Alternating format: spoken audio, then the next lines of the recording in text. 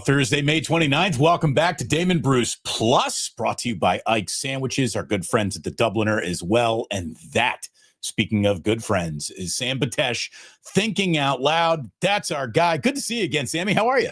Oh, it's so good. I mean, it was sad that I felt like I should have been with you Memorial Day weekend. You had an amazing time away. You really celebrated. You were truly doing what Americans should do on Memorial Day. And I was watching a World II movie, eating apple pie the Sunday before Memorial Day. I mean, because what more can I possibly do for the cause? You know, that's it. You nailed it. You were draped in an American flag, and I wish I could have been there with you and the boys and Jillian. And one day we will. We will get Levi and Jack and Ozzy together. That is on of all the bucket list items in my life. This has been moved up. This has been moved up. Maybe. Yes, Magic Castle or anywhere else. We're gonna make it happen. Or maybe a night. You know what? Yeah, maybe a Niner. By the way, I'll sip to that. Maybe a Niners game. Maybe we'll put together. Have the boys been to a football game? I wouldn't bring anyone I liked to a San Francisco 49ers game. That's how much I hate that stadium. Okay, so guess what? You offered me, and we're going to get to Purdy here in a second, everybody. Trust me. Who loves Purdy more than us? By the way, I swear his parents must be funding the show. It's amazing. So I asked Jillian the other day, who stands on our front porch more? Friends, family, or the UPS guy?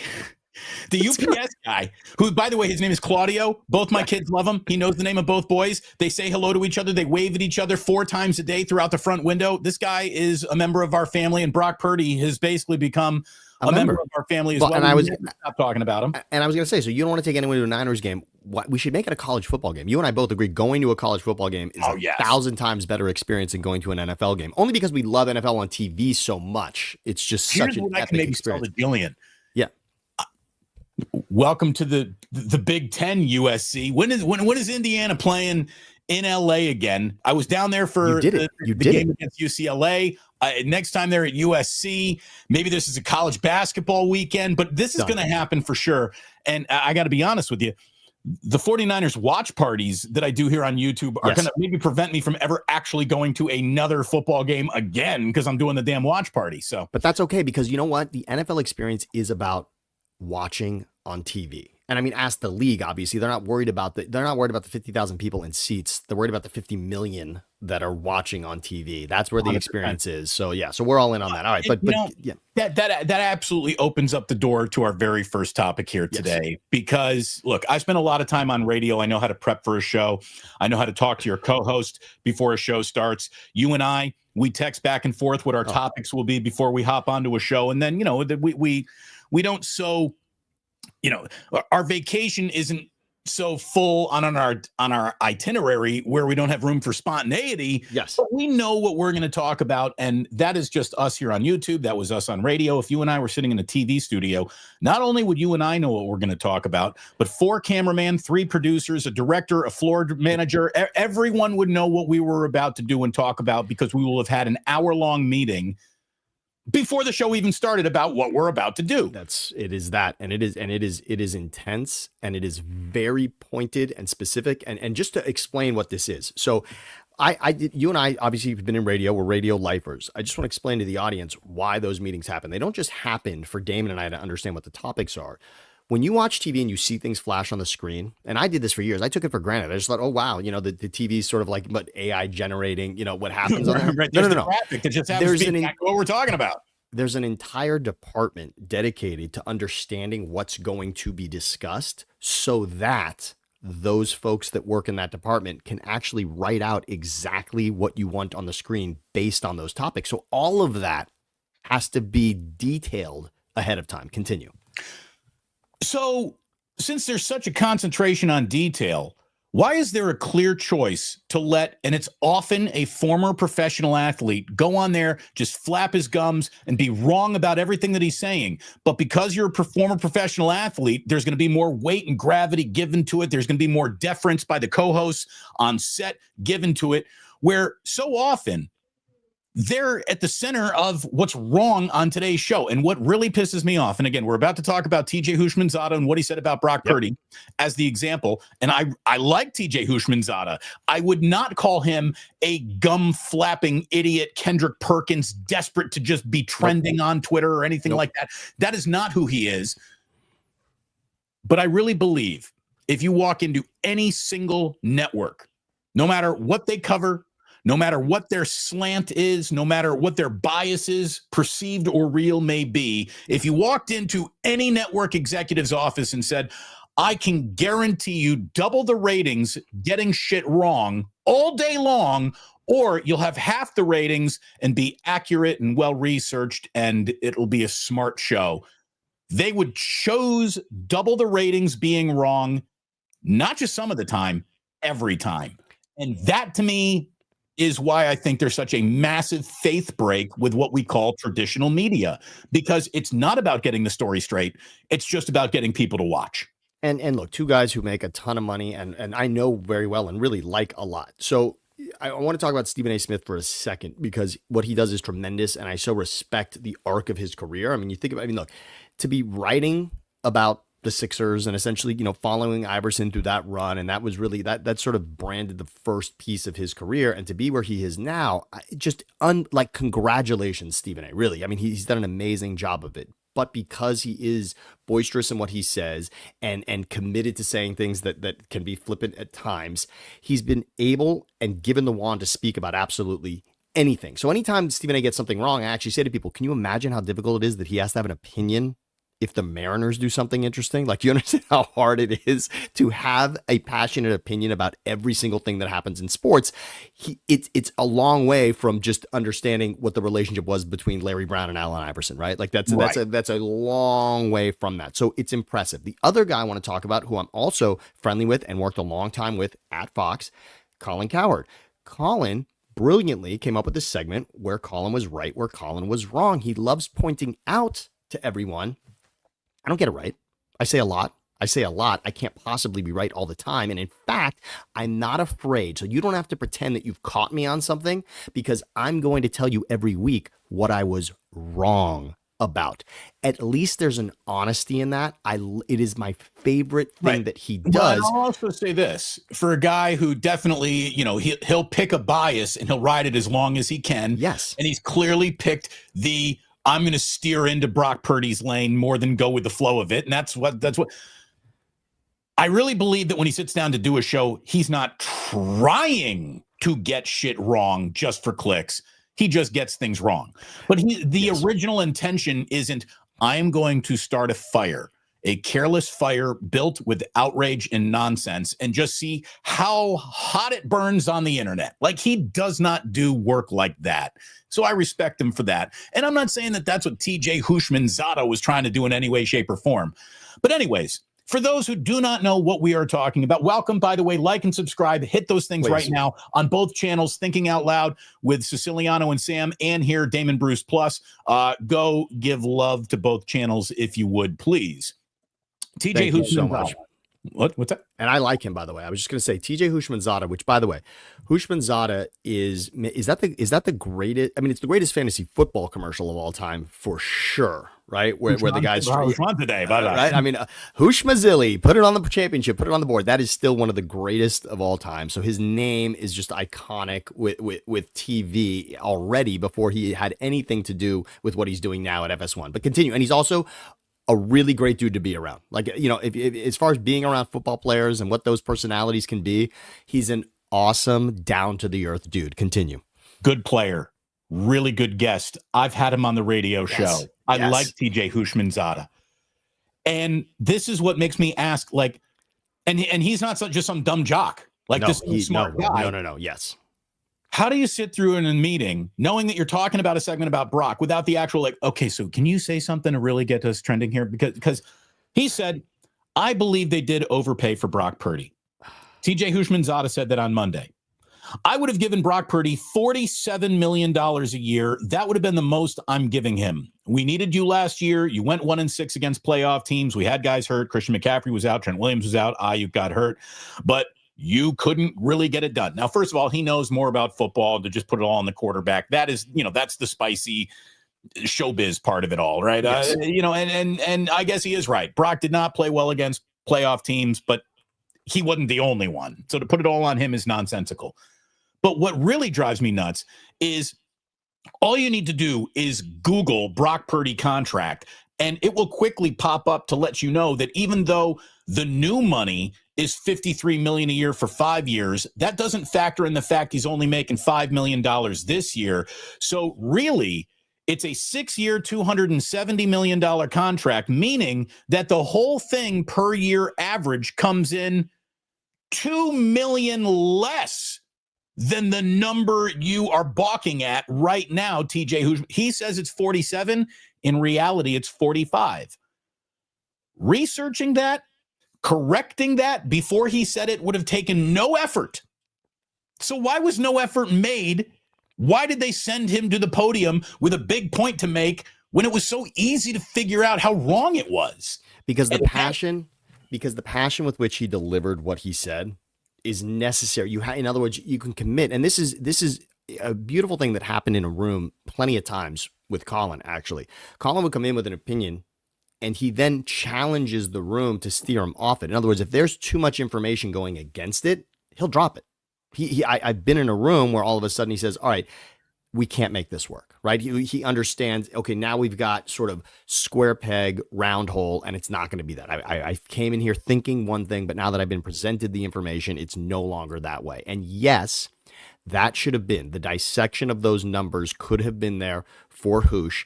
And as you're saying, there is now something incorrect about what was said. But even if, this is where you and I come in, even if you take it for what it's worth, where if you look at the average value of the contract, and we know that Dak leads the list at 60 million and Brock is there at 53, I believe he's 7th on the list.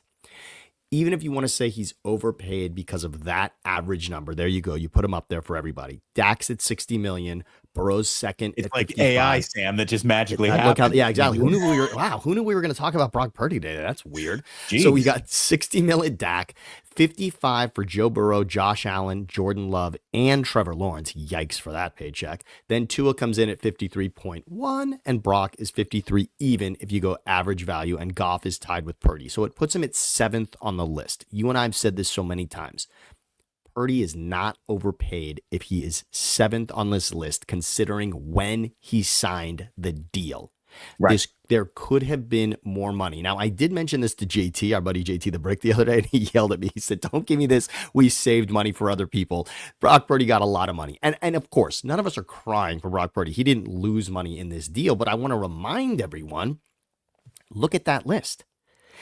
Dak is a less recent signing than Brock Purdy, and he's making more money on his deal, significantly more money. Let's not pretend that $7 million wouldn't change everyone in this chat's life, okay? And that's the difference per year of what those two guys are making. The agent could have started there and didn't. And the fact that this number looks more like a 4 than a 5 today, even as far as 40 million and not 50 million, that is a steal. Brock is in a different tier of getting paid as a quarterback than he could have been based on when he signed his deal. And what Hoosh Mansada said was so involved in last season. So I'll give Hoosh credit. He stuck to this part of his argument, which is very smart, Damon.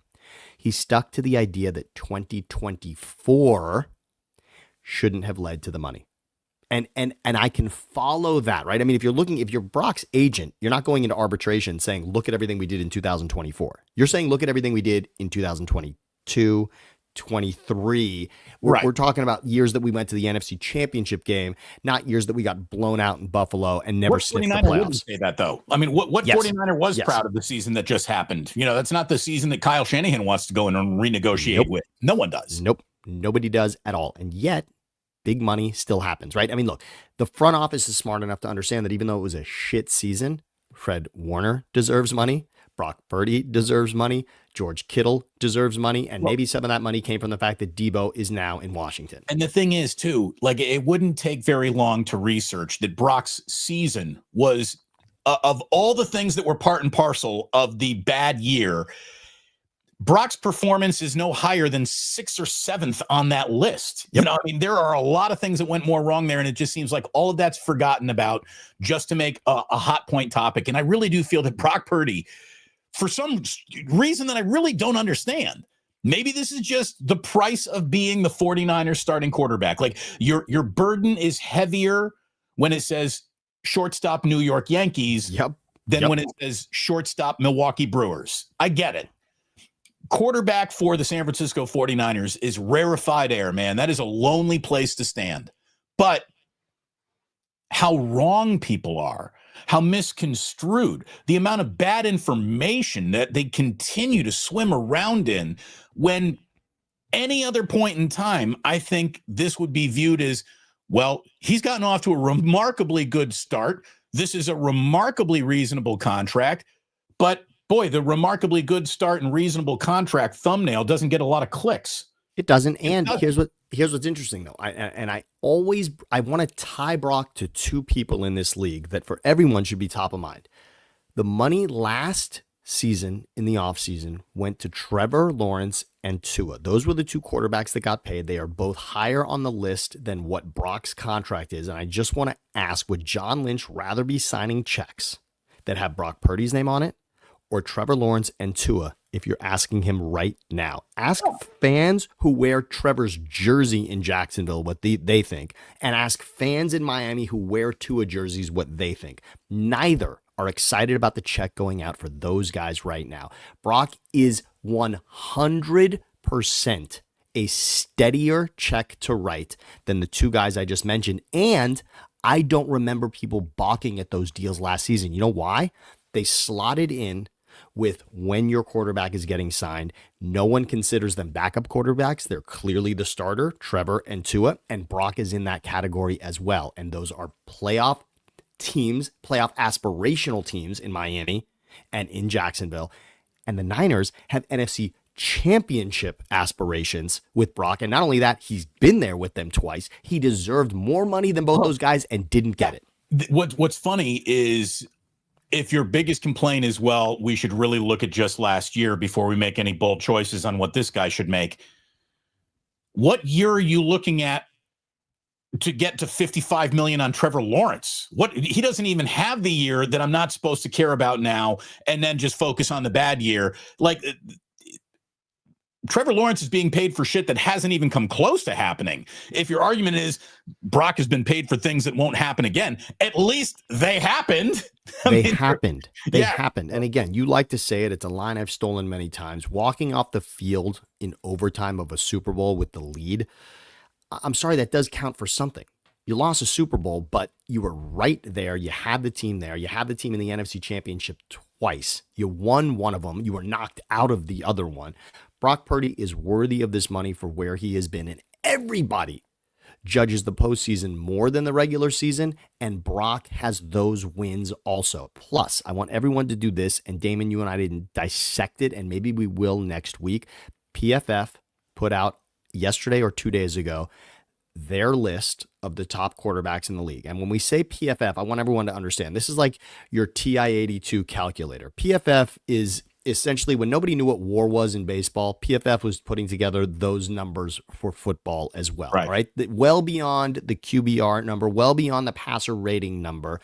PFF understood not only the quarterback position, every position in the league, they boiled down to a number. How can we actually categorize players and slot them in? You know, how do you take an offensive lineman? No position is independent of the success or failure of another position. It all has to work together for any of it to work at all. So let's give the guy a benefit of the doubt for overperforming the work around him, or vice versa, not living up to the play around him. And yes, it's an algorithm that has produced a number, very difficult to explain, but we've all accepted as has some weight to it.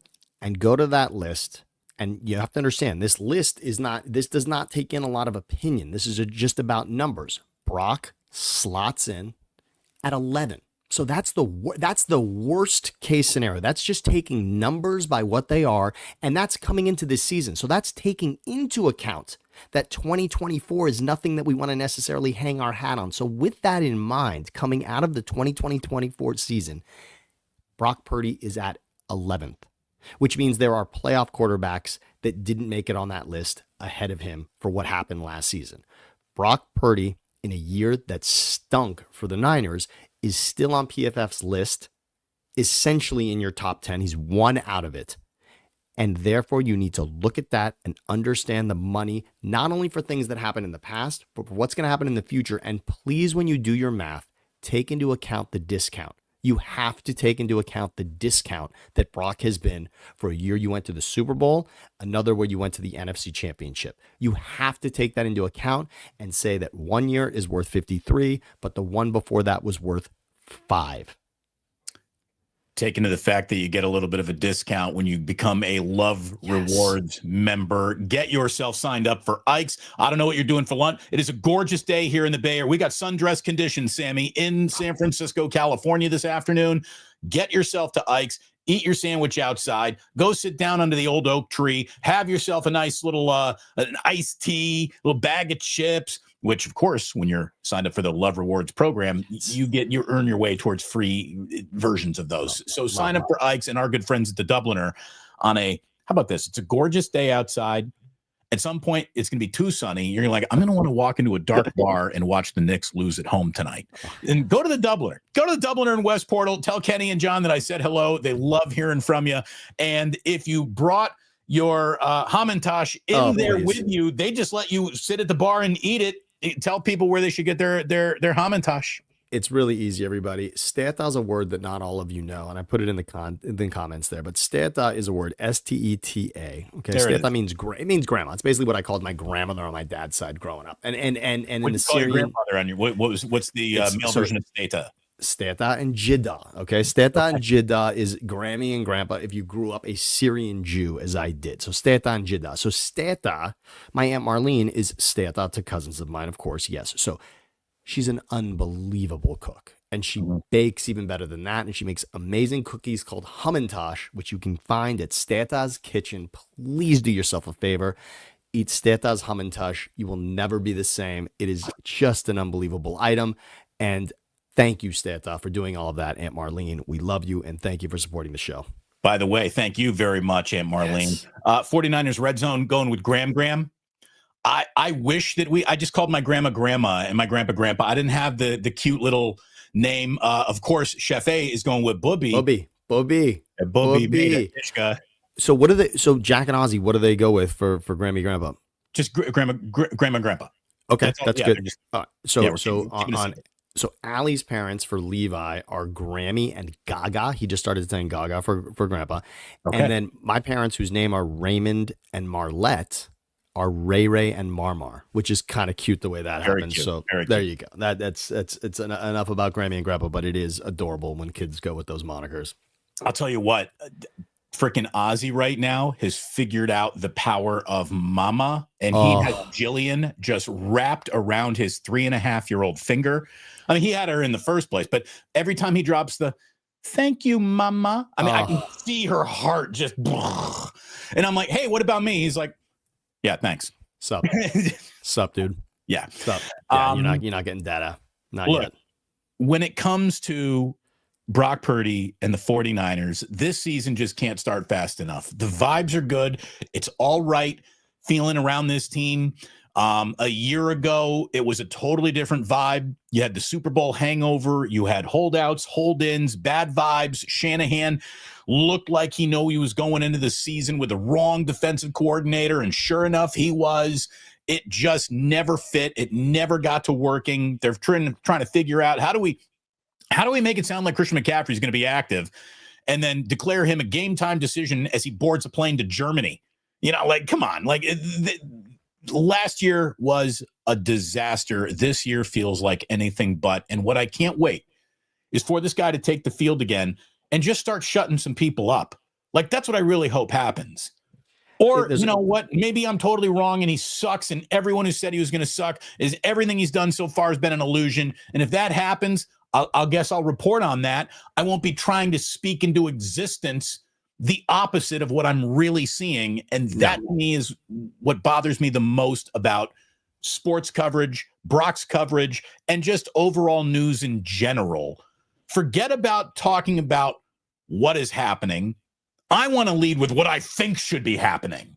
And the beauty of having a passionate opinion is how much it will disappoint us if it goes the other way. Let's admit that our love for Brock. And you have to understand the love for you. You've covered this team for many more years than I have necessarily. I've been close to the Niners since '99, since starting my career in the Bay Area, but obviously as an Eagles fan. But it's exactly that. It's the idea that these two franchises have been so involved in who goes to the Super Bowl recently that I have this deference and this respect for what the Niners have done, because it has been a bit of an arms race. Obviously, it's in the division first, but outside of that, the Niners and Eagles have been, a fisherman sees another fisherman from afar. That's a line from Wall Street too, for those that don't know it. It's a great one. But the Niners and Eagles are sitting there. Lynch has got his binoculars out trying to see what Howie Roseman's doing, and vice versa.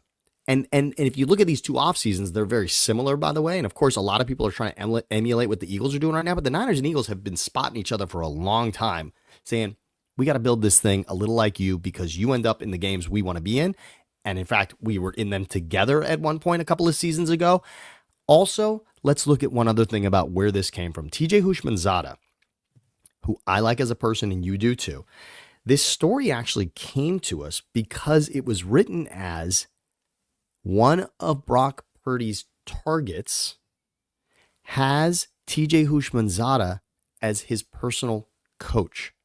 That's who Houshmandzadeh is to Brandon Aiyuk. There is a relationship between Houshmandzadeh and Aiyuk. That's what is a little dangerous about this, is that someone was smart enough to write the headline in a way that now made this about, is there chirping from the inside about who Brock is? Now, you and I like to say that that's not. Look at it this way. Based on the amount of money that Brandon Aiyuk is cashing in his checks, and I just saw a top 30 wide receivers in football, and that dude's name was not on the list.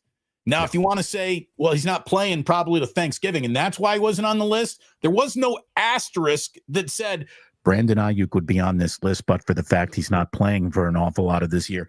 It was, here are the 30 best in the league. This guy's making over $20 million a year, and he is not on the list. So Brandon Aiyuk, who it's amazing. This guy was a button the lip, lunch pail carrying, hardworking, didn't even know what he sounded like, made zero ruffle of any feathers up to his contractual fatwa that he had against the 49ers by, scrubbing shit off of Instagram and liking Jaden Daniels. But, and like he went from the guy who never said anything to the guy who said way too much.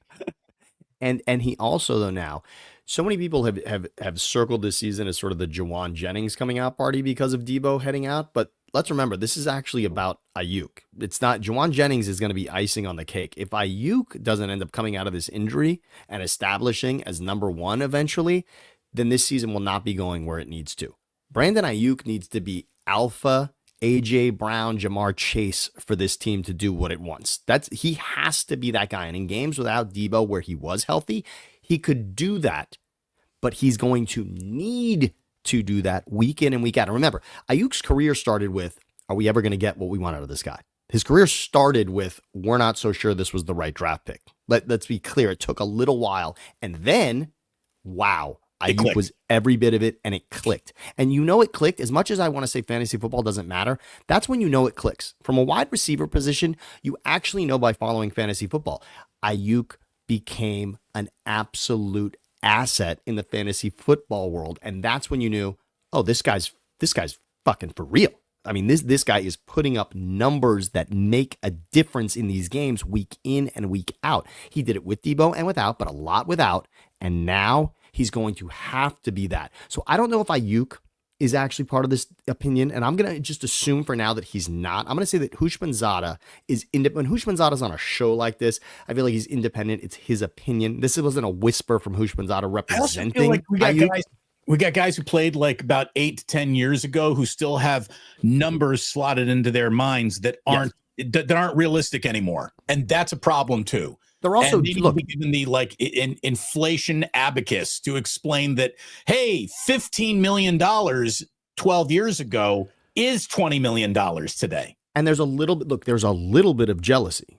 There is a there's little lot bit of that talent. also, right? I mean, look, Hushmanzada knows if he's signing a contract today as opposed to a decade ago when he was signing his last contract, he understands how much money there would have been. Had he just been born in a 10-year difference, he'd be making that much more money for his family. And he sees what guys that aren't at his level necessarily are making now.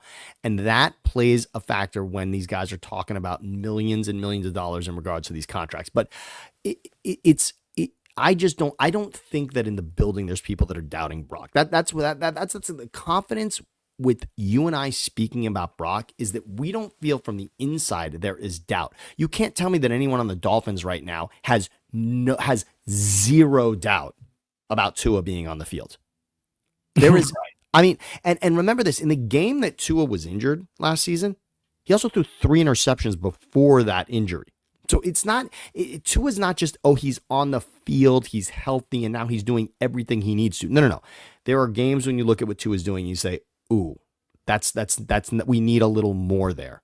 We need a little more there. And Tua, from a playoff standpoint, hasn't sniffed what Brock Purdy has done. Speaking of needing a little more there, we have 180 people right now on just my side of the room watching us all live. We only have 48 likes. Thumbs up, boys and girls. It's real simple. You just boop. All you got to do is hit that. It helps the show grow. It helps the algorithm push us on out. Go ahead, comment, participate in the show, be a part of it. Thank you very much. Like and subscribe. Again, I'm a little brocked out. I got to be honest with you. I'm a little brocked out.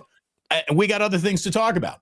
We do. And by the way, just for everyone real quick, I want you to throw up the Niners schedule again. I just want everyone to get excited about what Brock can do. And you just put it up there because this schedule is every Niner fan sleep well at night looking at this and understanding the Niners season should be exactly where you want it to be based on this. The regular season should go in the right direction based on what you're seeing here. You know how you get an invitation to a party? That schedule is a formal invitation to the NFL's postseason party. And I sure hope the 49ers RSVP. All they got to do, a modicum of health, they're winning 10 games. A modicum of just a slightly healthy football team wins 10 games. A banged up football team might win 10 games. A really healthy, all reporting for duty, this shit is clicking, could be 12 wins. Ernberg. Look at this. He pays to say it. He pays to say it. I love you. I love you, Joe. I do. You know, just like you and I are committed to loving Brock, to be in the opposite camp and committed to it is great because we actually won't decide that this. Was the football team you rooted for. Imagine. The only positive there about thinking realistically that it's 5-12 going into the season is that you're happy with 6, 7, and 8 wins, right? Anything over 5, you're now smiling and saying, well, they did more than I wanted. And the only name we haven't said, and we're going to save it for next week, but Christian McCaffrey.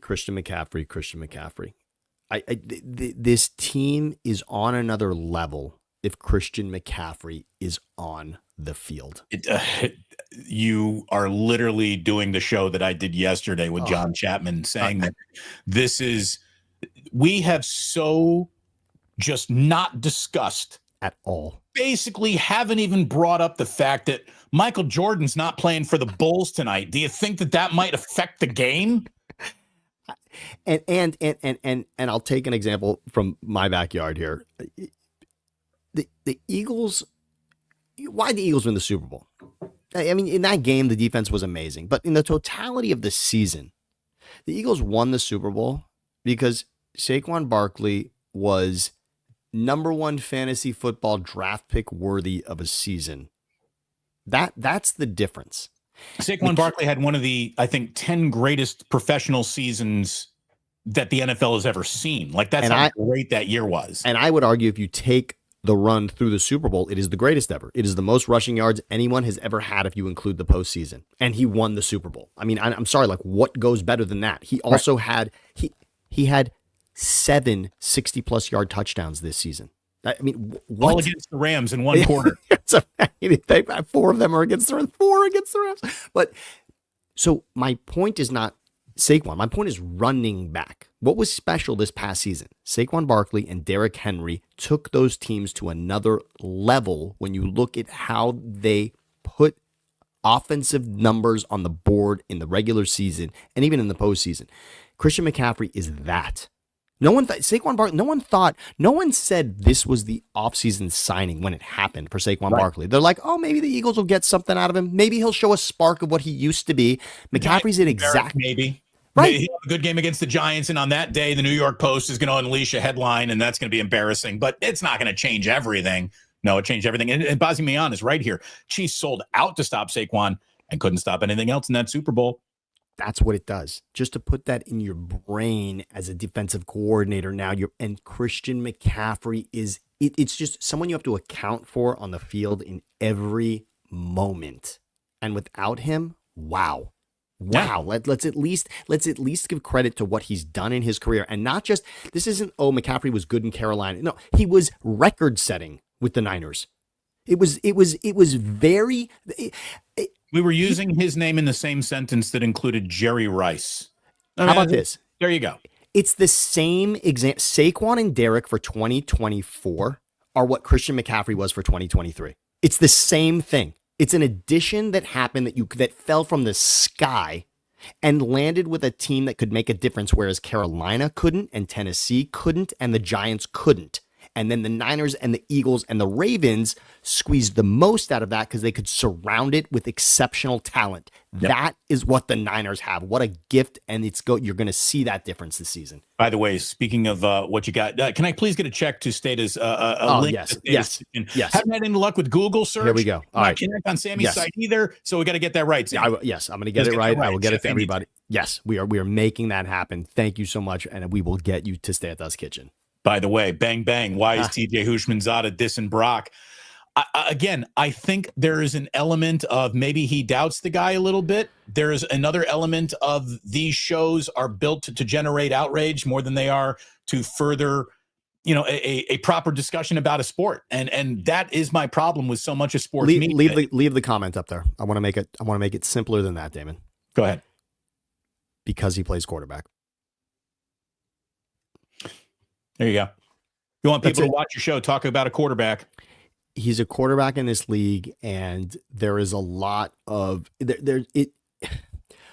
I've said this many times. It's coping with losing that is what you and I do. So we are essentially therapists for sports fans, for ourselves as well, for each other, right? But I mean, it's a community of losing. There are so few fan bases that are happy at the end of a season or even throughout a season. And the only way to appease that pit in your stomach is to win it all. So the percentages are stacked so far against you.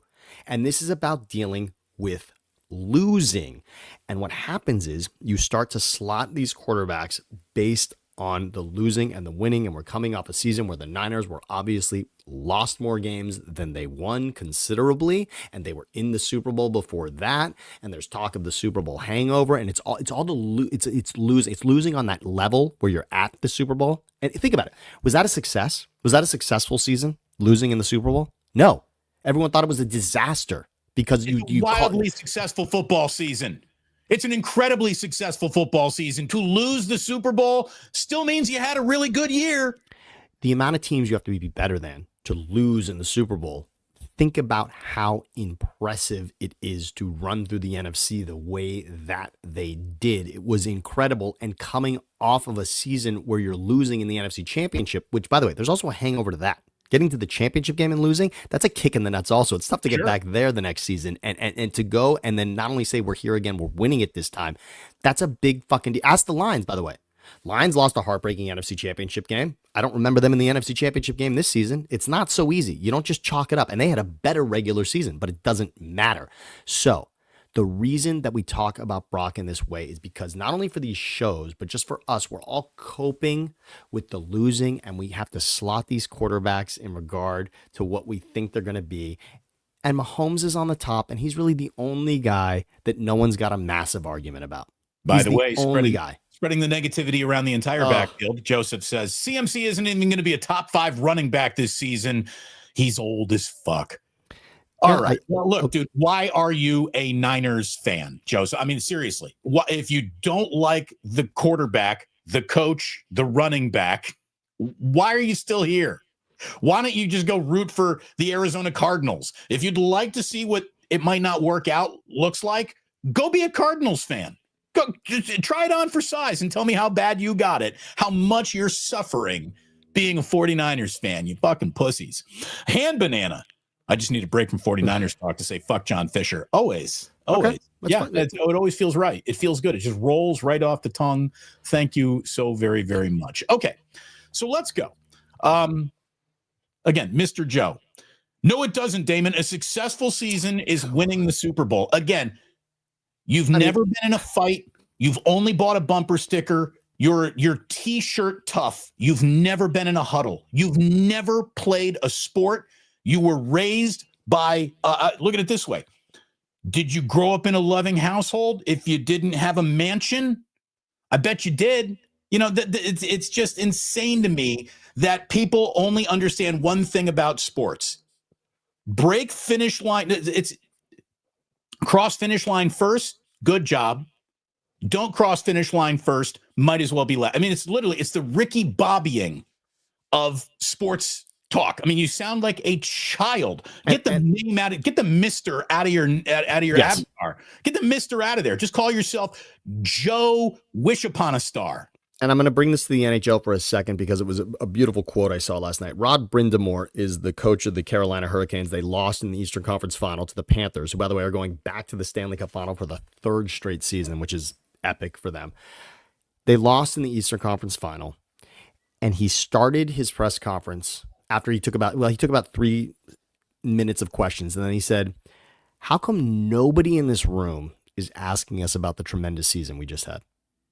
And it was so refreshing to hear him say that, because it really does it. Like it's sort of the scratching of the record, you know, like all of a sudden Right. it like gives this incredible perspective. You look around and you go, wow, yeah, everyone's shitting on him for these little specifics, which happened within, you know, the third period of Game 5 where their season ended. And they lost in the Eastern Conference Final. So they're one of 4 teams in the NHL. They're the Carolina Hurricanes. Okay. So this is not like, I mean, this is not the Red Wings, the Maple Leafs, the Oilers. This is not the New York Rangers. This isn't a franchise that defines the league, the Blackhawks, right? This is not an original 8 team. This is the Carolina Hurricanes. And he's saying, we're in the Eastern Conference Final. We just lost to a team that, by the way, in 3 straight seasons has only lost to one other team. Look at it this way. New York Knicks probably have 1, maybe max 2 games left in their season. Sure. And then as soon as it's over, everybody's going to be dumping on the Knicks and tell you what Karl Anthony Townsend can't do. And Karl Anthony Towns, excuse me, not Townsend. I'm thinking Chris Townsend. I'm still in the fuck John Fisher mode. I'm thinking A's. But you know, they're going to dump on Brunson. They're going to dump on Cat. They're going to dump on Thibodeau. And everybody's going to be just as pissed off as all the years where they didn't even make the playoffs. The Knicks just gave all of you a hell of a ride. By the way, I will say this too. I always thought Knicks fans were tough. The truth is, Knicks fans are nothing more than a bunch of Instagram thirsty preening schmoes. They really are. Like, there are like 12 really hardcore Knicks fans. Ben Stiller and Timothy Chalamet are 2 of them. Spike is another. So now we're down to just 9 of you fucking guys. And what a bunch of clowns. What a bunch of attention-thirsty clowns their fans are, where they're more interested in filming themselves react to a shot than watching the shot. I'm so upset with that, and I'm upset with the idea that the Knicks, who have not been at this place, I mean, for the Knicks to have beaten the Celtics, it's by far the most significant wins they had are the 4 they put together against the Celtics. It's the most significant wins they've had since 1999, and I hope that will be celebrated. And instead, it's going to be that they lost to Indiana. That was in their way from getting to the NBA Finals, and it did. And by the way, beating Oklahoma City feels insurmountable for the Knicks also. I can't imagine how they would do that. But again, all of it's still possible. But remember, this is a tremendous season. And like I said, we're here to help you cope with winning. But when your team makes it this far, and we're talking about the Niners the past couple of seasons, not last season, I get it. You know, it's an extra month of time you have with your team that another fan base doesn't have. When your team is winning 2 playoff games in the NFL, this is another month of time that your team is allowing you to care about them in a significant way. It is so much more than other fan bases are given. You have to understand that. And I get that you're a franchise that has won championships, but you don't win it every year. And later we'll talk about the Patriots a little bit, and I'll show you just things that do not happen in the world regularly. But just appreciate Joe Montana's not your quarterback. Steve Young's not your quarterback. Trey Lance is not your quarterback, and you're in the Super Bowl. What Brock Purdy has done is save you from where you really should be. Other franchises make mistakes like Trey Lance, and it's a decade of trying to get back to the playoffs, and you're in a Super Bowl. You were in a Super Bowl. So I can't even say anymore. Another thing that I just think he does beyond playing well is he does the media game really well.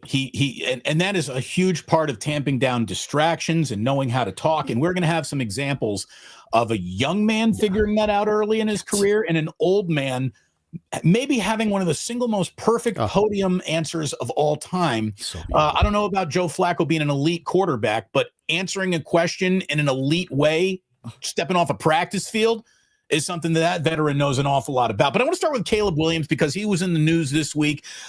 There is a Seth Wickersham book coming out called American Kings, the biography of the quarterback. And one of the things that is coming out in the book is that Caleb Williams and his father were considering ways to circumvent being drafted number one overall the same way that, well, you could say like Shador Sanders, not that he was going to be the number one pick, but the same way that the Manning family didn't want Eli going to the San Diego Chargers at the time. There was doubt. John Elway. Teams, there was doubt in the Williams household that being drafted by the Bears number one was going to be a good thing for him. And this is going to come out. And of course, this brings knives out in Chicago, blah, blah, blah.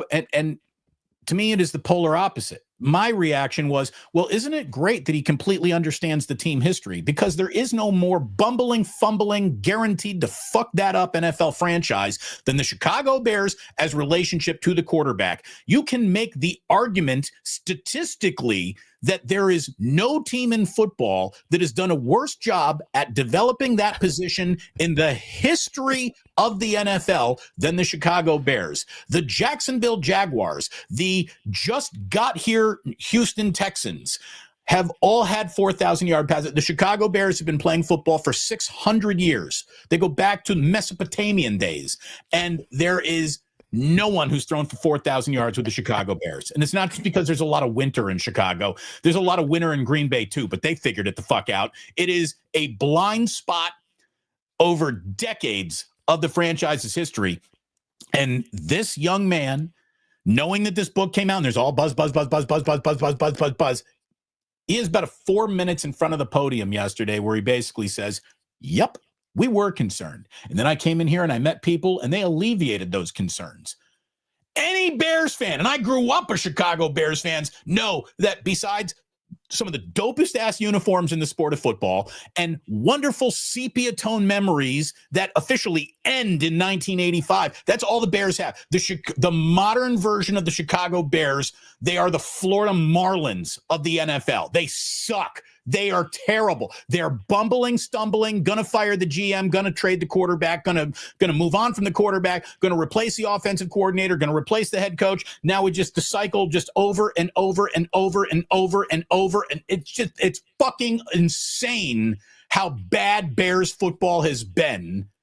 And for Caleb Williams to have been concerned by that, you'd have to be a moron to not agree with that young man. You were correct. You were right to be trepidatious stepping into this situation because it's officially been good for no one.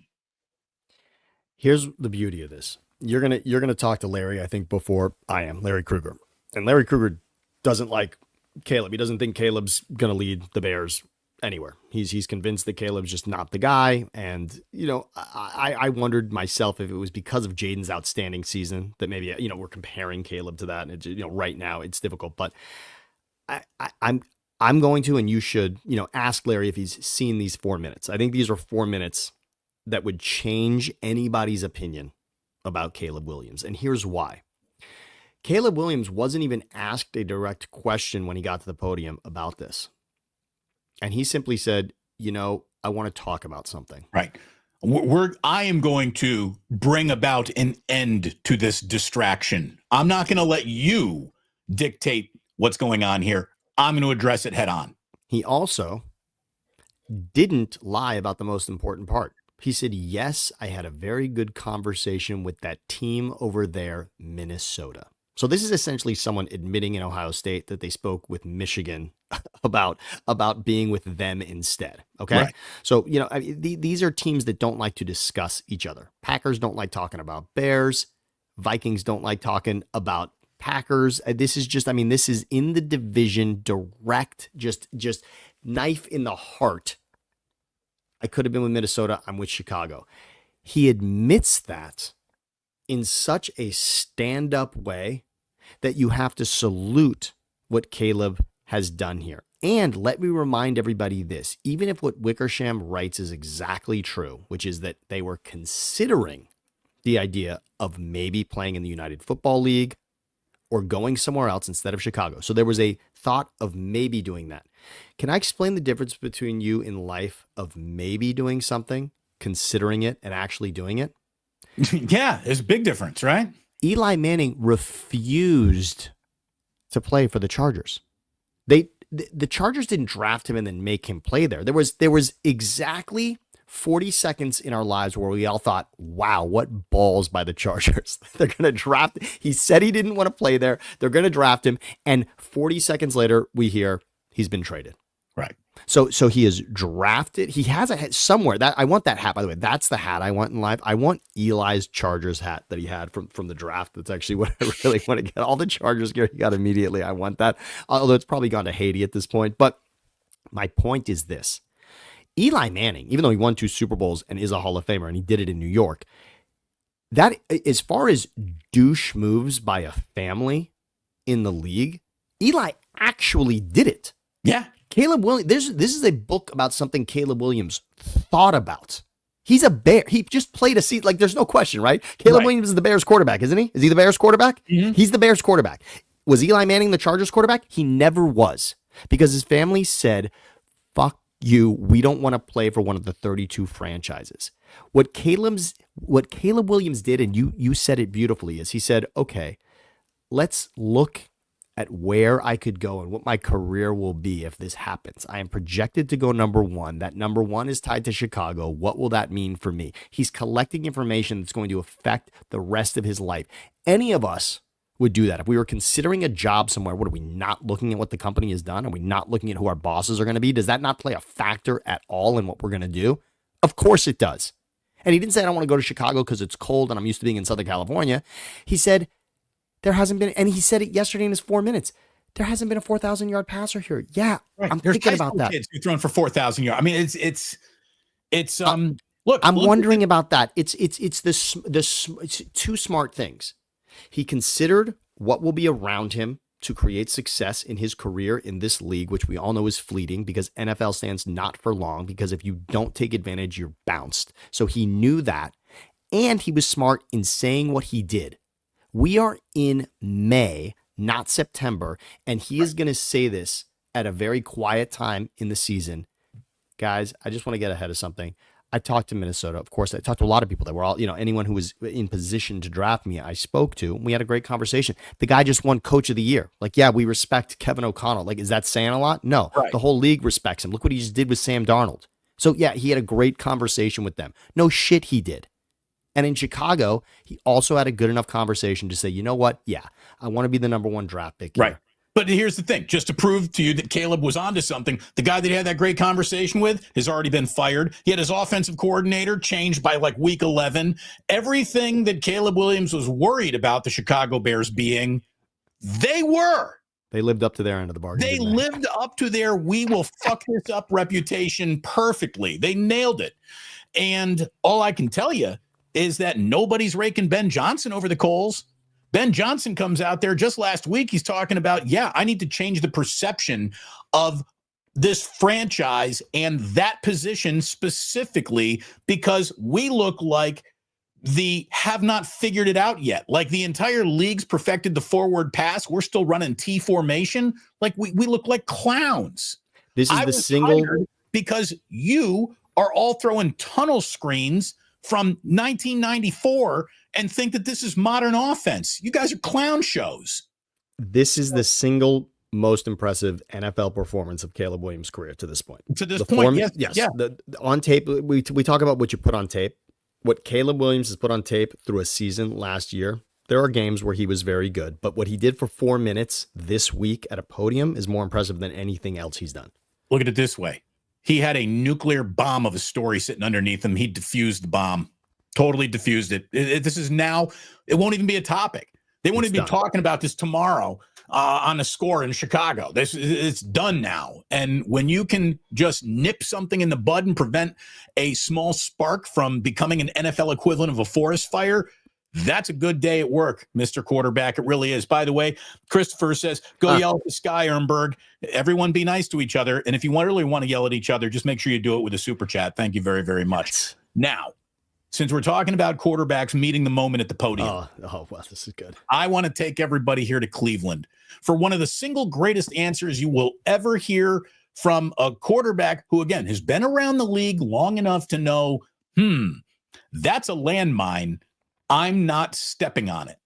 This is Joe Flacco. Is Joe Flacco an elite quarterback? I don't know. But this is one of the most elite answers you have ever heard from a dude who's just walking off a practice field and is asked, Shedeur Sanders is here. They drafted 2 rookies. Are you out here competing? Are you trying to be a mentor? And here is Joe Flacco again, sound courtesy of 92.3, The Fan in Cleveland. It's a talking point. You can kind of use it because it's a good question to bait somebody into answering, and no matter how they answer it, it kind of makes the guy that's answering it look bad. If I say I don't want to be a mentor, I look bad. If I say I do want to be a mentor, then I look like an idiot that doesn't care about being good and playing football. So it's one of those questions that no matter what I say, you guys can write what you want to write about it. And there's a lot of questions like that. That's why you end up having to try to avoid them. I tend to try to be honest. And I've said I'm not a mentor. I play football. And in a quarterback room, there's a lot of times there's been a ton of times where there's learning experiences. And I have a lot of experience and I can talk on things. And hopefully they listen. But it's not necessarily my job to make sure they listen to me. And hey, hopefully you have a really good relationship with the guys that are in the room, and you naturally want to do that, but that was a long-winded answer, but that's ultimately why I think you guys ask it, Here's the thing is because of what I just said, you're acting like I wouldn't want to be a mentor. It's once again, it's not really about that. It's just not the main focus. I see myself as a guy that can play in this league. So if your main focus was just hey, but I'm going to get you ready, you're just not taking care of business. The best way to be a mentor, honestly, is show people how you go to work, and like I said, hope that they pick up on that stuff, but not necessarily force them to pick up on the things that you do. How great was that? Joe Flacco just got hired. I just want everyone to know that. Not as a quarterback, but for whatever position he wants on your coaching staff moving forward. The day he decides that maybe throwing the ball is not in his best interest anymore, that right there will represent him the rest of his life if anyone doesn't know what he did on a football field. Joe Flacco, again, you talk about a diffused bomb and what Caleb Williams did.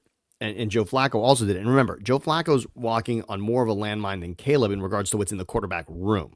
Because the biggest story still, from a quarterback standpoint in this league right now, is whether or not Shedeur Sanders is going to start at some point for the Browns. The number one selling jersey in the NFL right now, Shedeur Sanders.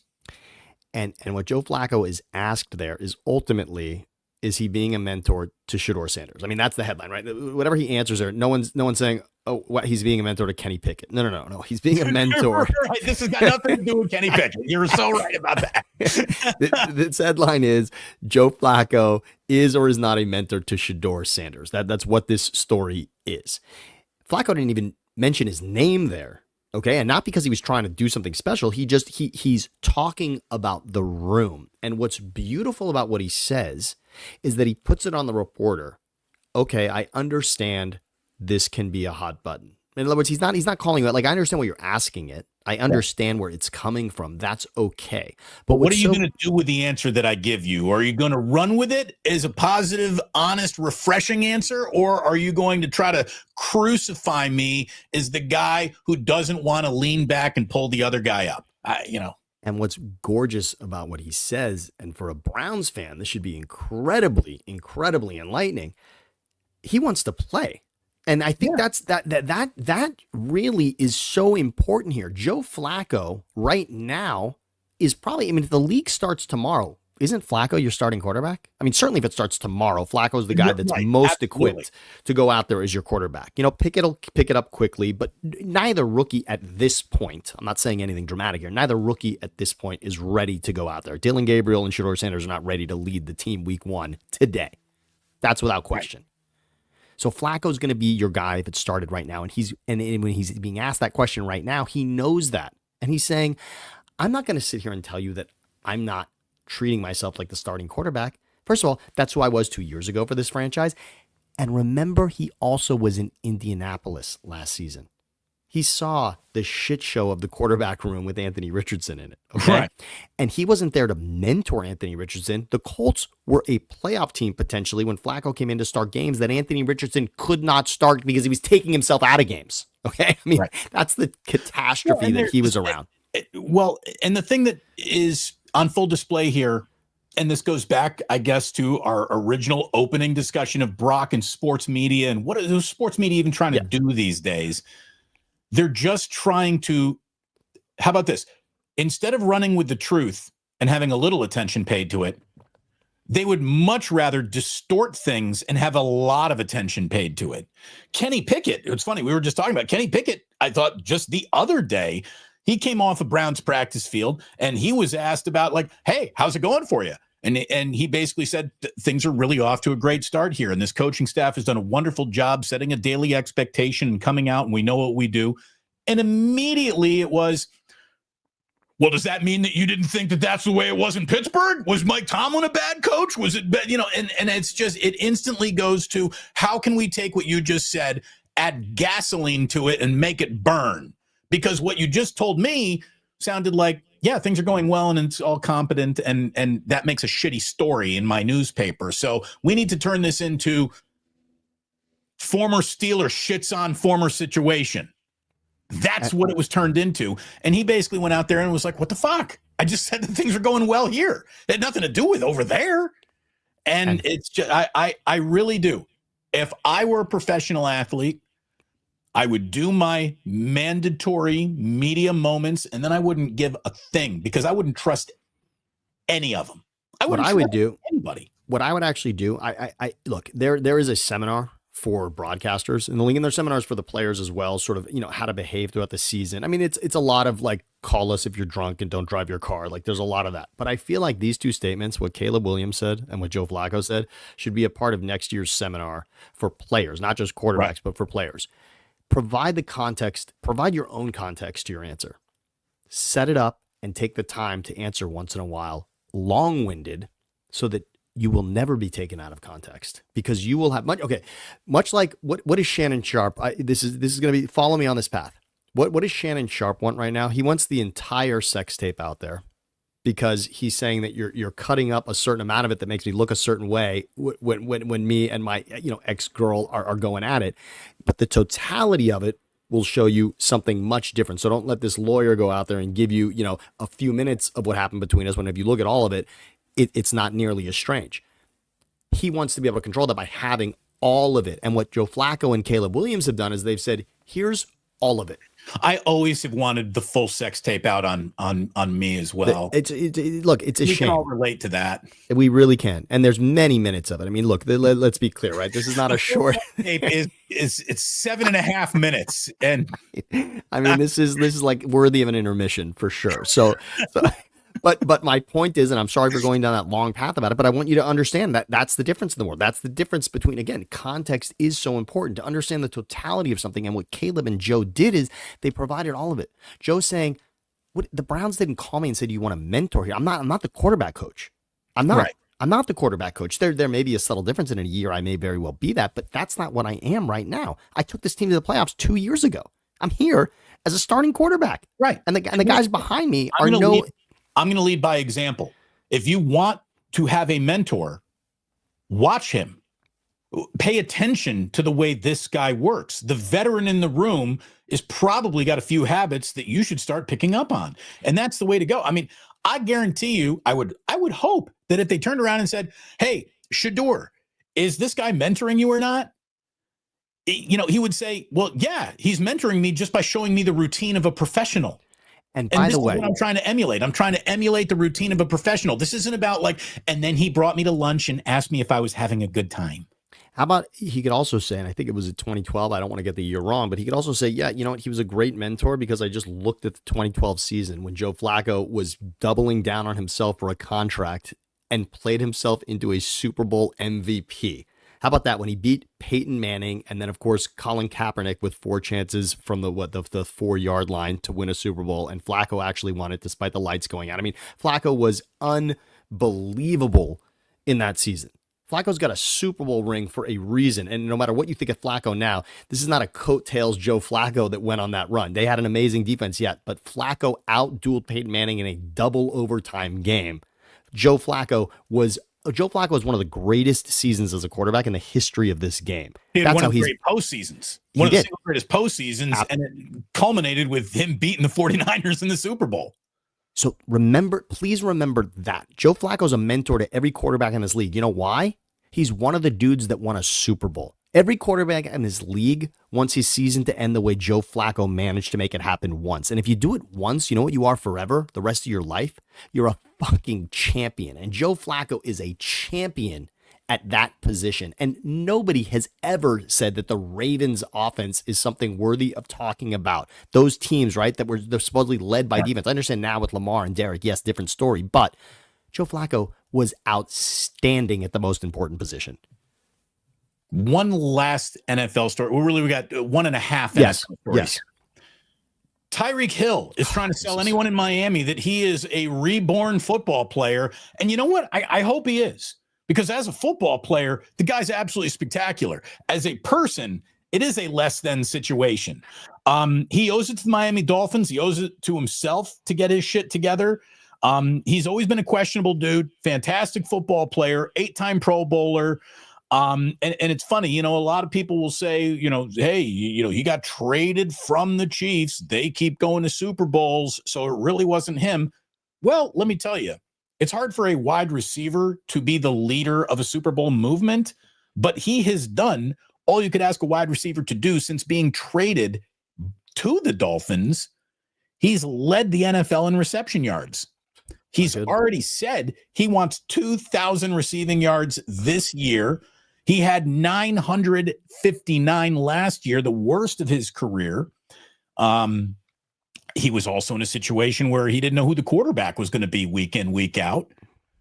Tyreek Hill is kind of a little bit of a douche as a human being. He really is. But as a spectacular football player, and look, he says he now has a better understanding of what Mike McDaniel wants. He said that he's been going to church more and therapy more. And here's the deal. This is church, therapy, whatever you need to be a calmer person, be more introspective, go do that, because what he basically says is, I used a little bit of this offseason to strip myself of this massive ego, and I'm starting to look around my team and consider what's going on here from their perspective, not just my perspective. What do I need to do to be a better teammate? Every player in football, every player in sports needs to have this moment. And, I don't say this very often. Good for Tyreek Hill. I'd like to see him return to form. He's one of the most fun players in all the sport to watch. It sounds like he's found a little Jesus and he's lost a little weight. So there you go. Think about drafting Tyreek early this year. This is what it comes down to. Tyreek Williams is the best player on the Dolphins. I mean, Achane could be second, but Tyreek Hill is the biggest difference maker in this year. The biggest difference between peak Tyreek and other players at that position in this league. Tyreek sets more distance between him than Achane does with other running backs. Okay. Tyreek is that good. Tyreek can be the best receiver in football when he wants to be. And he was for seasons with Mahomes, of course, and with peak Tua. This is a conversation about Tua.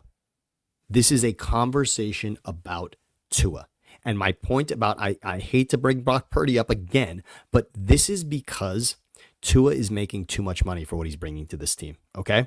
And Tyreek is actually being honest about it. He's not saying it, but when he says, I'm out of here at the end of last season, right, it's because he knows. He knows that his best days with Tua are behind him and not ahead of him. He also knows he only has so much time left in this league. And if you really want to wish for something, Damon, let's not wish that Tyreek wins over his teammates in Miami. Let's wish that Tyreek gets to play in divisional playoff games, in conference championships, and in Super Bowls, because that's where we want to see Tyreek Hill. We want to see the best players on the biggest stage. The biggest mistake that we'll have for Mike Trout's career is that we never got to see him win a playoff game. We never got to see him play in a championship series and in a World Series, because the Angels did not put enough around him to get him there. That's it. And that's a shame. We want to see these players in these elite games. And when we saw Tyreek playing in conference championship games and in Super Bowls with the Chiefs, that was the most fun for all of us. Let's take Tyreek out of the fantasy football only conversation, put him in the football conversation. We want to see him in those games. And guess what? He's not getting there with Miami, and he knows that. And so he subtly, not so subtly, drops the idea that he wants out. And for those of us that don't want to read further past it, you can think, oh, okay, they fucked up at the backup quarterback position and they didn't put enough out there, and Tyreek could not make a difference without Tua there. And you want to say, oh, well, Tua could be that guy. Part of Tua's story is that he's not on the field. Part of Tua's story is that he's not there. His job is to be on the field for these years that Tyreek is elite, and it's not happening. And I'm not saying it's Tua's fault. It's just reality. And for these players, this league is a bottom line. I have so much time to be this good. Tyreek's not going to be faster than everybody for his entire life. Right. His name is Cheetah because he's faster. The difference that he makes, does he have a great route tree? I'm sure. Does he create separation? Yes. Is he great going over the middle when he has to? Absolutely. Is he amazing? But what is the key to the success is faster than you. Fucking fast. And he's not going to be elite fast. I mean, think about it. He's the fast. He was the fastest in high school. He was the fastest in college. But to be fastest in the NFL, you understand that difference? You understand how fast you need to be faster than guys that are in this league? And he is right now, and he may be for 2 or 3 more years. I want to see Tyreek out of Miami. I'm out of here good. I don't need Tyreek in Miami anymore. I saw the best of it already, and I'd rather at this point, I'd rather see him teamed up with someone else amazing. You know what, frankly? You know what I'd rather see? If 49ers could use the wide receiver. Absolutely, but guess what? You want exciting for this season? If Rodgers is going to join the Steelers, get me Tyreek there. You thought you had a headache in Pickens. Good luck with Tyreek. But you know what? Get Tyreek there. Let's see that happen. That would be interesting to me. I want to see him with a path to beating teams that he actually can. And maybe I'm wrong. Maybe it's not even it shouldn't even be AFC. His path is probably in the NFC and not the AFC. In the AFC, no matter where Tyreek goes, can we see that team beating Buffalo, Baltimore, or Kansas City? Not unless he's part of one of those 3. So maybe that would be interesting. And maybe Lamar. How about Lamar and Tyreek? How about that? Has Lamar ever had a receiver at that level? No. I don't think so. Show me that. Well, last story, because you just invoked his name. You talked about Aaron Rodgers maybe getting to Pittsburgh. I really don't know if this guy wants to play football. If he did, he's going about it in a very odd way. I just saw that Terry Bradshaw doing some radio interview basically said, bring him in for 1 year. Are you kidding me? The guy needs to stay in California, go somewhere and chew on some bark and whisper to the gods out there, which is a great line from a pretty much useless at this point in his broadcasting career, Terry Bradshaw. That guy needs to be pulled off of a television set. He adds nothing at this point. But that was a great line. Ian Rappaport said earlier this week, it wouldn't be a surprise if Rodgers did sign with the Steelers. Tick tock. We'll see if it all happens. Let me ask you a much different question than the one you think I'm about to ask you, Sam. Who in sports is more desperate for attention they don't really deserve? Aaron Rodgers or Angel Reese? Oh, that's a great one. Okay. So for purposes of tipping my cap to the WNBA, I want to say this much. I am impressed with the WNBA for now being a part of traditional sports conversations. I just want to say that if if I had to bet my life 5 years ago on the WNBA or soccer being a part of traditional sports conversations moving forward, I probably would have bet on soccer. I would have assumed that the star, the sort of the Ronaldo, Messi superstardom of those types of players would outlast. But you know what? The WNBA did it. The WNBA. There's no fooling Christopher. They both have AR initials. That's brilliant. So I'm going to say that Angel Reese has more significant, serious headlines at this point because she's in a league and she's an elite athlete in that league. So I'm going to give her that credit. She's so angry. She's so jealous. Oh my God. And it's unnecessary. But the fact that, I mean, good for Caitlin Clark for putting this on the map the way that it has. And we have to give her, she's the one that crossed this over for everybody. But here's what they need to see. So the Fever are playing the Chicago Sky in Chicago.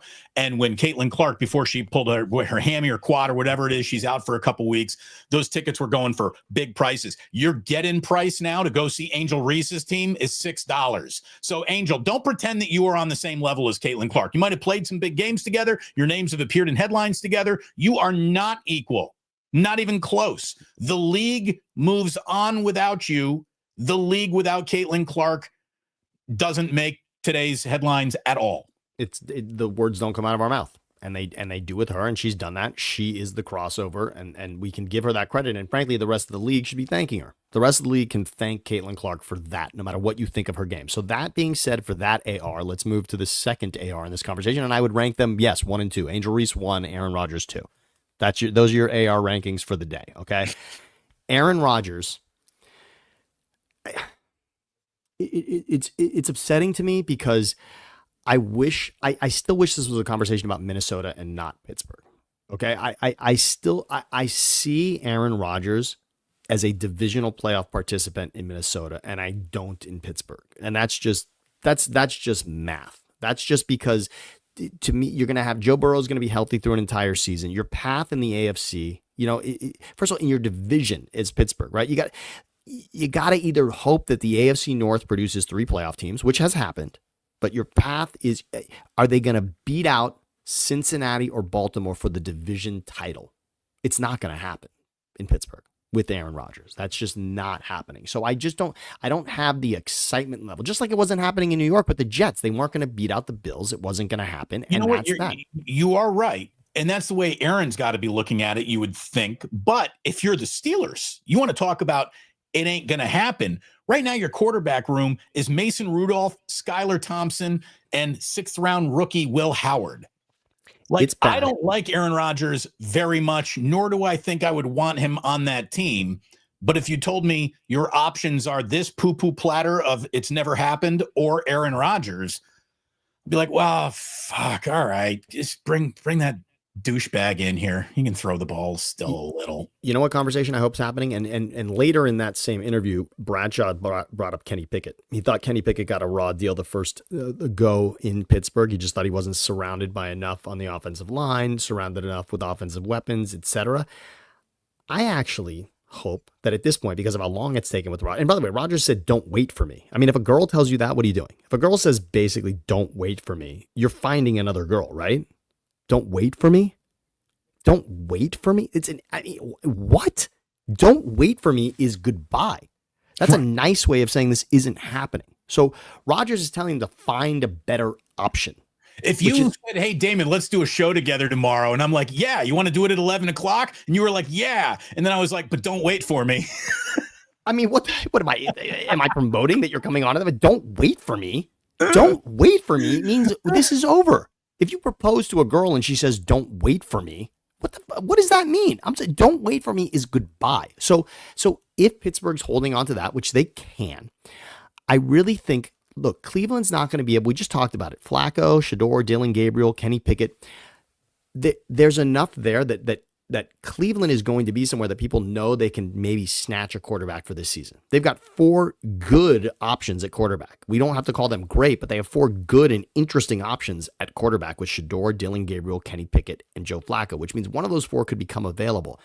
For Pittsburgh, who has a good history with Kenny Pickett, he actually won more games than he lost for them. Mike Tomlin knows him for better or for worse. That would be a better path forward. I would think so too. Kenny Pickett is certainly, first of all, he's going to cost you less. He's got more of a future potential upside there. He's got a good history there in the division and in Pittsburgh. I mean, the move on's already happened. When you moved on, it's tough to move back, right? It is. But again, look, Flacco's back in Cleveland. These things do happen. I'm not talking about Rodgers in Green Bay. This is Kenny Pickett in Pittsburgh. I think you could mend that fence. And as much as Terry Bradshaw may say wild things, which he does, it was very measured. If you go and read Terry Bradshaw, Kenny Pickett right now, read about he liked him out of Pitt. He had an idea that Kenny Pickett could do something in Pittsburgh that he never quite got to. And maybe that would be more interesting this time around. It's easier for me to picture other guys at this point with success in Pittsburgh than it is with Rodgers. And it's just because you can't erase for me what happened over the last 2 seasons. It's hard for me to picture. I want to see Rodgers. I remember the 15-1 season for Green Bay, which yes, they lost to the Giants in the divisional round, but there is a level of Aaron Rodgers, which is, I'll never get it out of my mind. As confident as he was with the football and what he could do, throwing off of either leg. I still think he's better than Mahomes. Rodgers throwing off one leg is the best I've ever seen. What Rodgers can do, flicking his wrist on one leg, moving either direction, is still the most impressive thing I've ever seen. It's one of the greatest arm talents in the history of the position. And there's people that are listening and watching us right now that don't even they don't even have a recent memory of Rodgers at that level. It just, I mean, to be injured to miss an entire season without throwing the ball, that's a lot. Then to come back, and there were moments with Devontae Adams last season where you saw it, and you said, look, Rod, you've said it. You've said it. Rodgers gave you 10 games last season, half a season, definitely, where he was better than a majority of quarterbacks in this league. But I just don't see it in Pittsburgh that way. I think the division is too difficult, and I just don't love the way it's set up. I liked his familiarity in the NFC North, and I thought Minnesota was just a ready-made situation.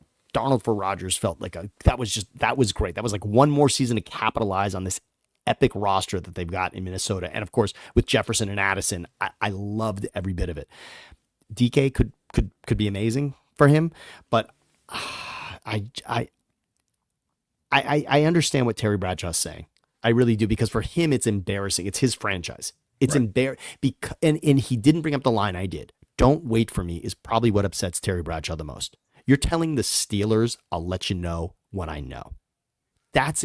For a franchise at that level, for a premier franchise in this league to be told, I'll let you know when I know, especially coming off the last 2 seasons that he had. Look at it this way, Aaron. When we write the history of the sport of football, there's going to be a bigger, thicker chapter about the Steelers than there is going to be about you or any team you played for.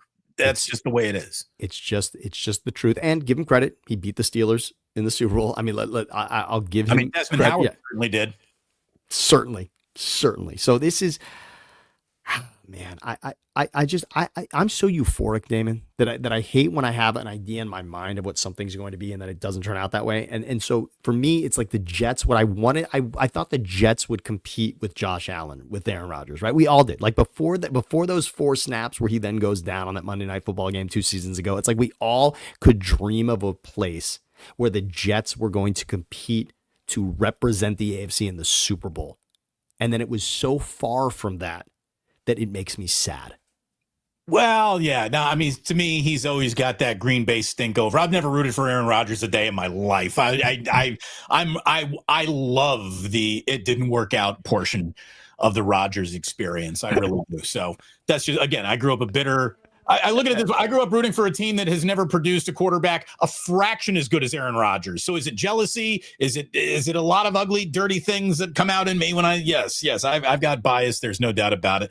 Let me tell you what the networks have bias about this upcoming NBA Finals, because it really feels like we are about to get, look, it's Knicks Pacers tonight. Knicks facing elimination at MSG.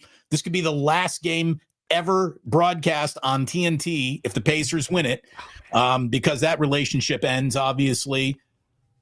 I think the Pacers, if not tonight, they are going to close out this series. I think we're about to get the did you trade Paul George NBA Finals, where it's Thunder Pacers. That's great. Trading Paul George got both these teams to the NBA Finals, and signing Paul George got the 76ers to what, a 22-win season or whatever they just had? Oh, this was abysmal. I mean, let's pair the most injured guy in the league with the second most injured guy in the league. That worked out pretty well. Right. And you know, at what point do we admit, you know, Daryl Morey is really not as good as anyone ever fucking said he was? Is there anybody who is, you know, going to lunch on the James Harden trade 15 years after it happened more than this guy? Anyway, it looks like we're about to get OKC versus Pacers, and I'm good with it. Now, the argument would be random Wednesday night, Oklahoma City, Pacers, you watching? The answer is no. But it wasn't the NBA Finals. I don't care. Totally different conversation. Totally different conversation. And let's make one thing clear: what the NBA did, and credit to whether it's Stern or Adam Silver, and we'll credit Adam Silver. He's the guy with the job right now. You know what this league is no longer about? What city your team is in. No, I would agree. The NFL can still put a Steelers game on and it matters no matter what, right? The league, like the NFL still has that, where the Pittsburgh Steelers will still matter no matter who their quarterback is, no matter what's happening. That's going to draw something. It creates a fervor because of what that franchise means. The cities in the NBA are irrelevant because of how much the stars matter. And let's boil this down. I'm going to take this in an alternate direction. Don't tell me Oklahoma City, Indiana won't matter. And we'll just take the Knicks out of it. And by the way, I think the Knicks could have a Messier moment where they come back in this series. No, there's no one's coming to save this team. Okay. So I'm rooting for that just to make it more interesting. But let's just have the and I want to say this, by the way. The most unpredictable and wide open Final Four we have had in the NBA in the last 20 seasons was this year. Without a doubt. Without the fact that, listen to these NBA Jam pairings that are not in the Final Four. You had Luka and LeBron playing together. They didn't sniff the Final Four. You had healthy Jokic and Jamal Murray. They didn't reach the Final Four. Giannis had Damian Lillard with him. They didn't reach the Final Four. We didn't records at the end. Yeah, you're right. But okay. Record-setting Steph paired with playoff Jimmy Butler. They didn't make the Final Four. This is and Jalen and Tatum, obviously an injury, and the Celtics did not make the Final Four. This is so unpredictable. This was the most unpredictable Final Four. Forget about the fact that they're one seed and that Shea is the MVP. Forget about that now we say Ant-Man like it means something and it meant something to everybody all along. The Knicks were never supposed to beat the Celtics or be anywhere close to this, and Indiana's just rarely on the tip of our tongue. But back to my original point. In the grand scheme of things, did the Knicks really blow it by not getting it done? That's the way people look. Cleveland got knocked out. Boston got knocked out. All of the Jokic, like you said, Denver got knocked out. LeBron, Luka got knocked out. No Steph Curry to worry about. Like, there really was a path, and this year's champion will be. How about this? I don't care if the Knicks do come back and they go to the NBA Finals. Guess what's about to happen? There will be a champion at the end of this season that has never won a championship in my lifetime. And that's last championship was 1973. I was born in 75. So there you go. You get a never in my lifetime. Unless you are 53 years old, you're not getting a title that you've seen before. Which is pretty awesome. I like that. I really do. I think it's great. It's good for the game. I wanted to just say this, my last point, the stars. So this is remember, SGA is the MVP. So this is just, Halliburton is going to be a superstar if he wins one more game against the Knicks. That's what he is now. That's the difference here in what happens. Not very overrated anymore. He is a superstar, as is SGA, and we will see two superstars, and the NBA is now infusing two more superstars into their soup for the next season. That's the brilliance of this league. The Thunder are so set up for a bright future. All the assets, all the flexibility that they have right now. Yes, Shea Gilgeous-Alexander is about to get a boatload of money, but you know what? This is a guy you want to give a boatload of money to. Number one, he just helmed one of the single most impressive, least discussed, awesome NBA seasons of all time. The Thunder just ran roughshod through the entire sport for 6 months, and nobody really even noticed. Number two, in terms of how great is he really? How great is he? Well, how about this? Players to have had 30 points and 4 assists in at least 7 straight home playoff games. Here's your list. Shea Gilgeous-Alexander right now, Michael Jordan in 1989, and Jerry West in 65. I love that you said it. The only team ever in the history. So remember, you just put him on that level with Michael Jordan. The only team ever. He did. You're right. You're absolutely right. But thank you for reminding us all. The only team ever in the history of this league to lead 3 playoff games by 30 points at halftime in a single postseason are these Thunder. Congratulations. They're good. They match up. They got problems. They got a second legitimate scoring option. They got big. They got wings. And they have 55 tradable assets coming up in like the next handful of drafts. It's insane. By the way, Craig's Kitchen coming in for $5 in the ganja jar. How the 49ers got all the money for these players? The sale? Hey, let's go. I'm pumped for the football season. Yeah, man. You had to get a little bit more liquid cash. So you sell off a little bit of your franchise. You'll never miss it. Put all that money in escrow, and all of a sudden big contracts are about to happen. Yeah, that's selling off bits of teams are about to look. Roger Goodell's not very happy with the way that some teams are circumventing some cap numbers, and the 49ers are the most guilty of every single team of the shit that Roger Goodell hates right now. So that will be, I guess, next week's show, because you, Sammy, got to get rolling, and we have history to discuss. Are you ready? I'm so ready. I am so prepared. Thank you so much. We always start with happy birthdays, and I'm about to bring you back to 2 massive names in the 90s. Happy birthday to Mel B from the Spice Girls. Wow. Gravity-defying breasts in the wannabe bouncing around the club commercial, the video. She's 49 years old. Mel B still got it. There you go. Tell me what you want, what you really, really want. And please watch the Beckham documentary series on Netflix with Beckham and his wife speaking about their life and his journey. It's just, you will fall in love with Victoria all over again. And it's well, this is Mel B. This is not Victoria. I know that. Okay. I know that. But just from a Spice Girls standpoint, I'm just telling you, this is just so beautiful to go and relive what that was and what the Spice Girls were. Warm spice. It's like a nutmeg. Exactly. That's exactly what it is. But we please never do had yourself nutmeg that spice. No, nutmeg spice, especially nice. like with the soccer. You kick the ball in between someone's legs. Nutmeg. They're from England. You think you would have gotten a nutmeg spice. Anyway, happy birthday. He's 40. The Cuse is in the house. Oh my God. Oh my God. Carmelo Anthony. And I will always say this. Carmelo Anthony is, I think, a player that gets, because he never won the title. He gets lost in the great conversations. Carmelo Anthony in person was one of the smoothest, most imposing, intimidating scorers you have ever seen. If you never actually saw Carmelo Anthony play in his prime with your own 2 eyes, you didn't get it. Like, this guy was a bucket for a while. He was so good. And again, what that run was for Syracuse and with Boeheim, that was so special to watch him as a freshman with what went down there. I will always love him for that. But the greatest line ever about Carmelo Anthony came from Colin Cowherd, which Carmelo across the league, when he saw Carmelo, dapping guys up at the end of games, and there was always LeBron and Melo sort of like almost being together, but never quite.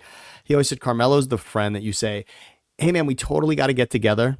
And then you never do. Like, the guys that really wanted to win in the league were never really trying to pair up with Melo, because it never really got to that point, right? What he did in Syracuse is undeniable, but in the league, he was a guy that scored a lot. He's an incredible Olympic player, but in regards to really building championship metal, hey man, we totally got to team up. We totally got together. Yeah, we'll make it happen eventually. Well, that's what happens when you pound the rock for 22 seconds of a 24-second shot clock. So happy birthday to Noel Gallagher, 57 years old, from Oasis. They were huge, without a doubt. And a man who is huge right now. The Pirates should trade him. Think about what would be the return that you would get on Paul Skeens, who turned 22 today. Wow. Do you remember when Garrett? Right now. Do you remember when Garrett Cole started with came up with the Pirates out of UCLA? I remember when Garrett Cole was going to be, and look what he did it with New York, not with Pittsburgh. But I love it when the Pirates have a generational player like that. It's better for baseball. I love. I think it's going to squander him. Everything that you're seeing with the Pirates is what will be should the A's actually ever get to Vegas. At no point in time, with their new stadium and new revenue streams, will they actually reinvest it in the team and try to get good. I don't trust John Fisher. I don't trust the Pirates. They should trade Skeens right now and get the single biggest haul in the history of trading anybody in Major League Baseball history, is what you might be able to get for that guy. We got to move along because we got to go way back for this one. Today in 1453, Sammy, we're going back. Constantinople, the Byzantine Empire, fell to the Ottomans. I mean, did you have the Byzantine Empire in the points that day? Because the Ottomans took them out. They really the odds were stacked against them. And the fact that Ottoman now for most of our audience means something we put our feet on is just hilarious. Society, the Byzantine Empire, which is like the dying of the Roman Empire. Constantinople moved the headquarters of the Romans out of Rome, put them in Constantinople, which, by the way, do you know what geographical position on the map Constantinople is right now? No, well, no. I'm gonna spin the globe. You tell me when to stop. Istanbul is Constantinople. Constantinople is in Istanbul, and Constantinople. Somebody blame it on the Turks. Okay. For over 1,000 years, their society reigned as the most dominant society. And in 53 days, the fall of Constantinople happened. Big day. Historically, the fall of Constantinople. That's a big one. Huge. Look it up, kids. Well, as far as dynasties go, trust me, look into that one. You're gonna want to check it out. Oh, speaking of dynasties, do we have a little David Andrews time? We'll give it 90 seconds here. Hats off to David Andrews. I believe Monday is the day that he'll actually be hanging it up. We'll get to that at the very, very end. Yep. Let me real quick. Today in 1948, happy birthday to Wisconsin. Wisconsin became the 30th state of the union today. Today in 1953, the summit of Mount Everest was reached for the first time ever by Edmund Hillary. Can you name his Sherpa? Hillary's Sherpa. I don't. Give it to me. Because you've probably been around you picked something up and I would have been like, nice job, Tenzing Norgay. I got Tenzing Norgay jokes for anyone who wants them. The greatest Sherpa of all time, first ballot Hall of Fame Sherpa, Tenzing Norgay and Edmund Hillary summited Mount Everest, 29,032 feet today in 1953. Today in 1999, Discovery became the first space shuttle to dock with the International Space Station. That's impressive, as is the National World War II Memorial that got dedicated in D.C. today in 2024. And that is your day in history, with an appreciation of things that are just designed, Sammy, to like never, ever happen again. And with that, I need to share this screen. Well, I'll set it up a little bit. As we talk about the single greatest moments of the New England Patriots dynasty, not a lot of people are going to bring up center David Andrews, right? So on Monday, David Andrews, who was waived by the Patriots, he's going to officially have a retirement press conference. He is the last piece of the Patriots dynasty. And there really are two dynasties within this because there's sort of two realms, as you'll see, but 01 through 18. I believe Andrews became the center in 2010 or 11. But I want to remind everyone. So Belichick and Brady, obviously long gone. Everybody's gone but Andrews. He's the last piece. And on Monday, he will say, peace out, forget about it. I want everyone to look at the run of terror from 2001. When did he join the team? He was, I believe, 10 or 11, but I still just want to say the totality of the dynasty goes back to 01, all right? 2001, I just want everyone to follow me on this. From 2001 to 2018, we're talking about 18 seasons of football.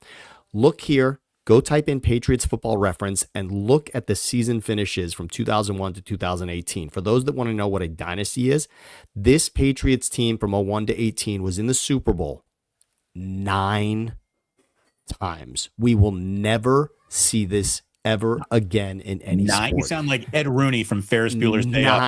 9 times. 2018, 2001 to 2018, 9 Super Bowl appearances, 6 championships. They only lost Super Bowls to Eli Manning and Nick Foles. What an unbelievable reign of terror in this league, and you won't see it in sports ever again. 9 Super Bowl appearances, 18 seasons. Thank you, David Andrews. Thank you to all of the New England Patriots. Wow, that's all I got. I mean, they lost 4 conference games. 9 Super Bowl appearances, could have actually been 13, but they did drop a few AFC title games along the way. I'm sure, Joseph Ehrenberg would have called them massive losers in that moment. They lost 9 Super Bowls? Oh my God. Well, they never lost 9 No, Super no, Bowls. no. They lost 3 Super Bowls? What losers? Yeah, right. Joseph, we kid, obviously, to all of you in here today. It is great to have you. Thank you for coming on back. I love these shows we do with Sammy. Make sure that you are subscribing to his YouTube channel along with this YouTube channel. Check it all out. eat at Ike's, drink at the Dubliner West Portal, and get yourself some Status Hamantash. Yes. We need to officially, how about this? Next Thursday, have that link in the order slip up, ready to go. We need to make that happen officially. 1,000%. Thanks to all of you for watching. If you don't drop a like on your way out, why would you do that to us? Haven't we been working hard on your behalf? Hasn't this all been free? All you got to do is hit a thumbs up. That's all we're asking for. Like and subscribe, our good friends. We thank you. And please do remember that sports don't build character. They reveal it. And like that, they're gone.